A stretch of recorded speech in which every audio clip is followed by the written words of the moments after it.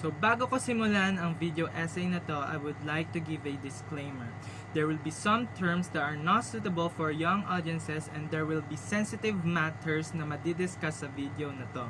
The purpose of this video is to give information on this issue and not to attack anyone. I want to practice my freedom of speech through this video in accordance to the Universal Declaration of Human Rights Article 3 and to the 1987 Philippine Constitution Article 3 Section 4. Some of the details stated in this video are not summarized nor paraphrased.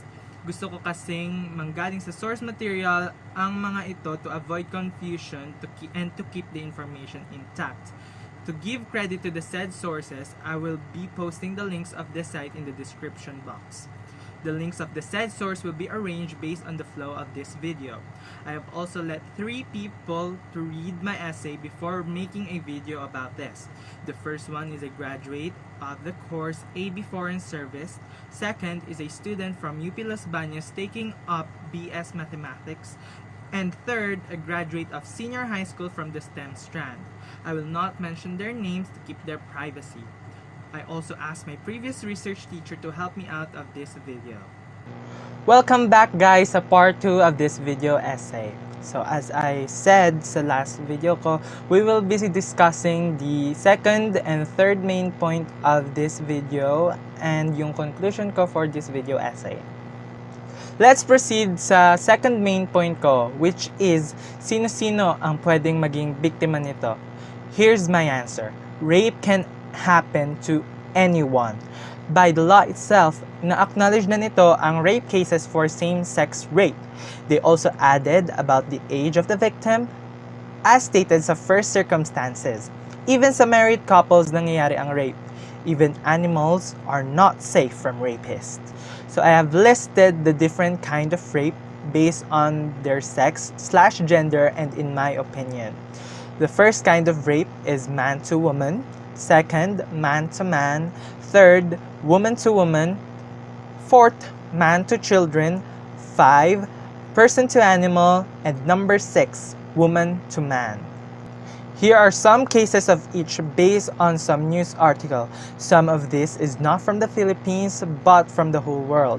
Links of the articles are down in the description box.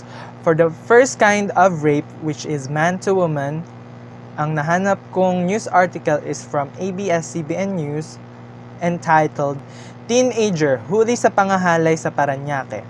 The second is a man-to-man rape, which I found from the BBC News. Reinhard Sinaga, How the Manchester Rapist Found His Victims. Third kind of rape, which is woman to woman, and this news article is from BBC again. I'm a woman, I was raped by a woman, and I know what you're thinking. The fourth kind of rape, which is man to children, is from ABS-CBN News. Batang babae natagpo ang patay sa tubuhan sa Negros Occidental. The fifth one is the person to animal kind of rape, which is from GMA News Online.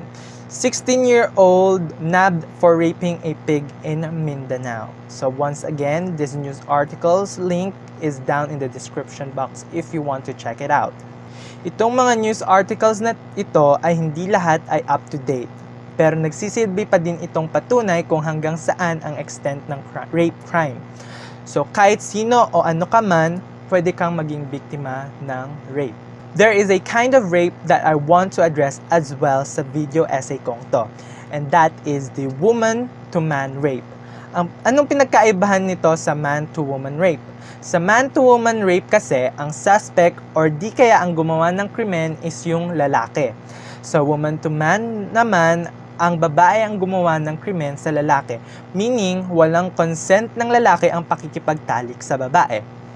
Kasi tulad nga ng definition natin sa rape according sa Merriam-Webster Dictionary sa first part of this video, rape is an unlawful sexual activity and usually sexual intercourse carried out forcibly or under threat of injury against a person's will. Walang binigay na sex or gender ang Merriam-Webster Dictionary, which means na considered ang woman-to-man rape. Sadly, walang nakasaad sa batas ng Pilipinas tungkol dito. pwede siguro siyang pumasok sa rape by sexual assault, which is inserting any instrument or object into the genital or anal orifice of another person. Kung may penetration na nangyari sa lalaki. Pero paano kung sexual intercourse ang nangyari?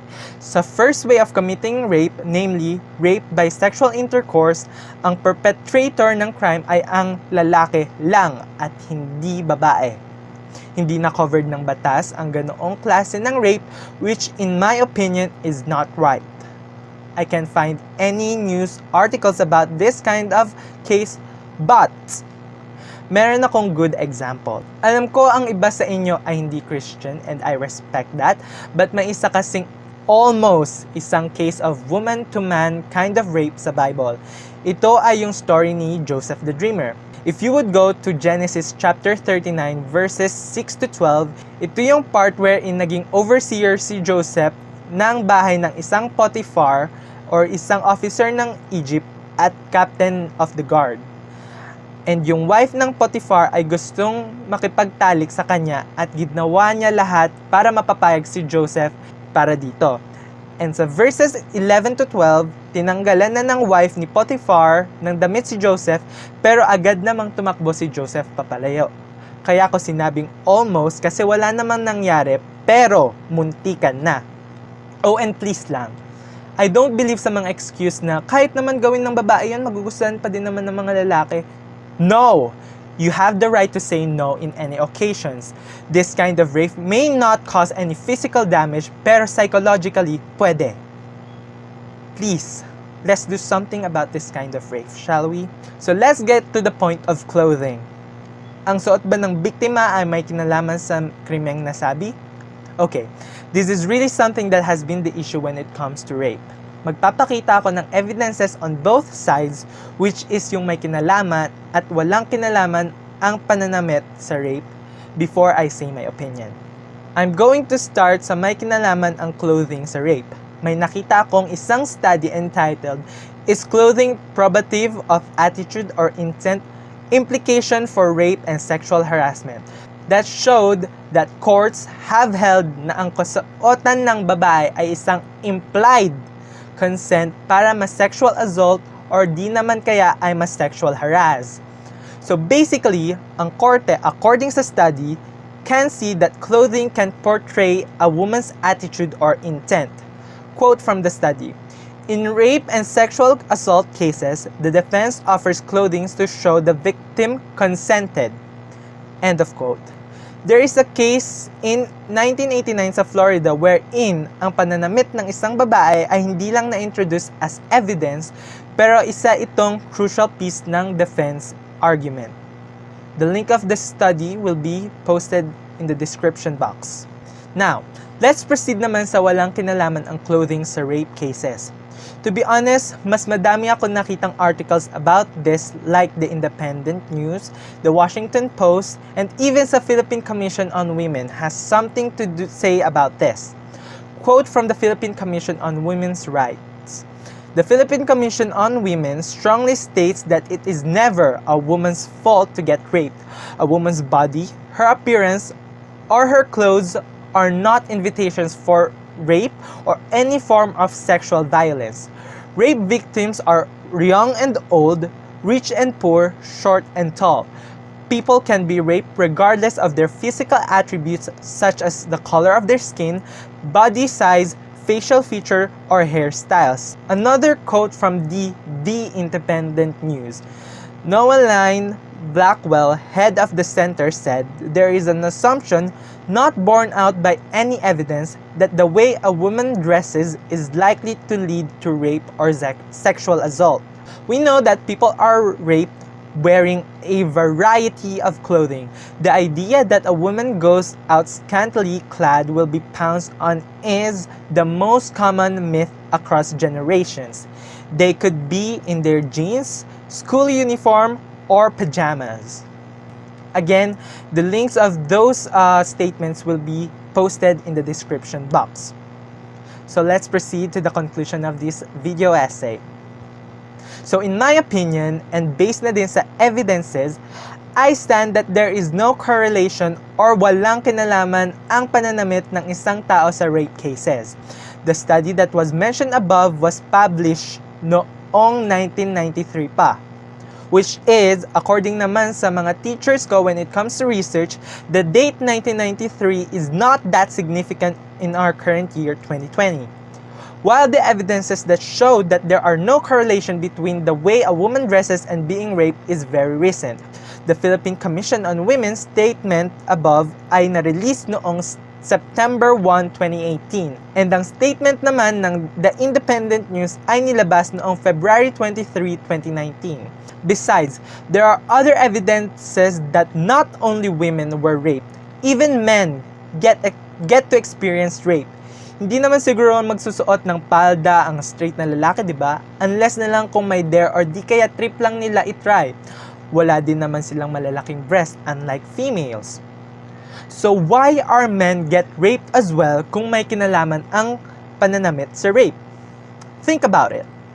Not only is it men and women, pati na rin mga hayop based sa article published on my second main point of this essay.